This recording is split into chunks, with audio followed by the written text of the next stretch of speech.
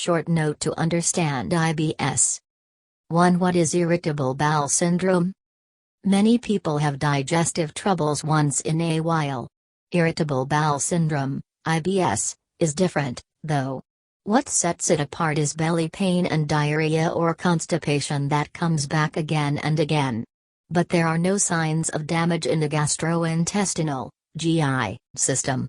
And it doesn't make you more likely to get colon cancer. 2. What it feels like. The main symptoms of IBS are belly pain along with a change in bowel habits. This can include constipation, diarrhea, or both. You may get cramps in your belly or feel like your bowel movement isn't finished. Many people who have it feel gassy and notice that their abdomen is bloated. Persistent pain and frequent trips to the bathroom can make everyday life harder. In women, the symptoms are more common during their menstrual period. 3. What are the causes? Doctors don't know yet. One theory is that the signals between the brain and intestines get disrupted. This miscommunication may trigger contractions in the intestinal muscles, seen on the right, that result in cramping, pain, and changes in the speed of digestion. Or it may be that the intestinal nerves are extra sensitive to certain triggers, such as some foods or stress. 4. Who gets it? Anyone can get irritable bowel syndrome, but the condition is twice as common in women as in men. It's also more likely to affect people who have a family history of IBS. Symptoms usually start before you're 35 years old. It's uncommon for people over 50 to get IBS for the first time. 5. How it's diagnosed. There is no single test to check for IBS. Doctors usually make a diagnosis based on a person's description of the symptoms. When you tell your doctor what's going on, be specific with her and don't be shy about it. She may order tests to rule out other causes of your symptoms. 6. How it affects your life. It's uncomfortable, and it can make you feel anxious about being able to get to a bathroom on time, or nervous about having symptoms strike at a bad time, like when you're commuting, at work, or in any situation where it's hard to leave. You may find that it helps to map out bathrooms before going anyplace new. In severe cases, people feel hesitant to eat out, see a movie, or socialize. 7. The role of stress. Everyone gets nervous, like when you have an exam, or have to give a presentation, or are under pressure. For people with IBS, that may trigger or worsen their symptoms. So, it's very important to take charge of your stress. It can also be a good idea to work with a counselor to learn helpful ways to respond to stressful situations. 8. What are your triggers? The first step toward managing IBS is to figure out what makes your symptoms worse. Besides stress, common triggers include eating a meal, hormonal changes, and certain medications. It's important to note that no specific foods are linked to IBS symptoms for everyone. Each person is different.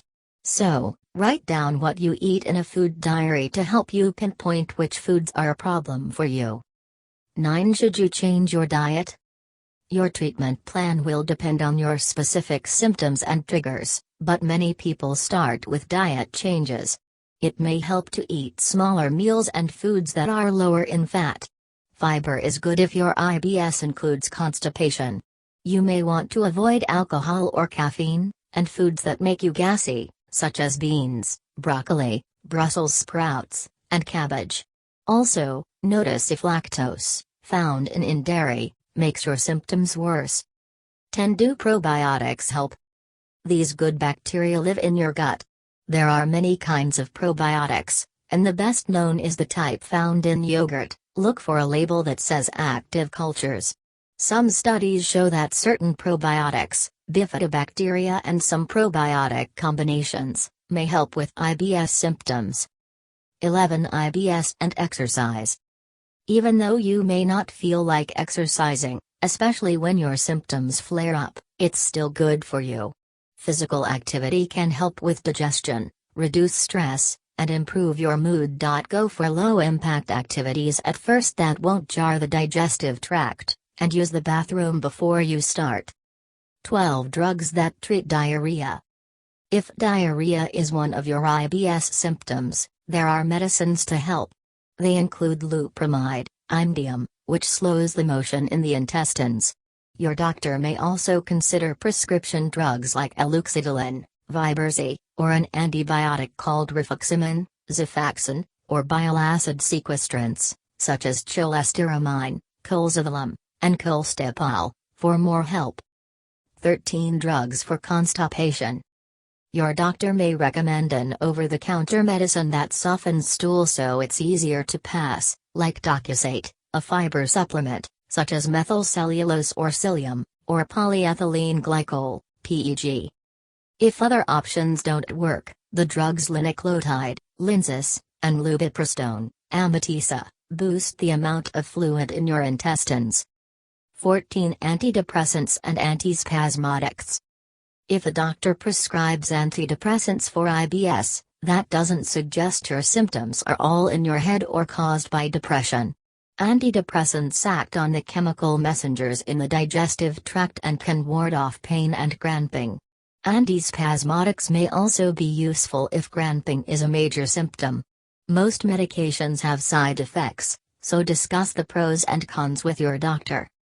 15 Does peppermint oil work? It's worth a try if you prefer a natural remedy. Some studies suggest it may ease IBS symptoms. Look for enteric-coated capsules, which are less likely to cause heartburn, and check with your doctor first if you take other medications.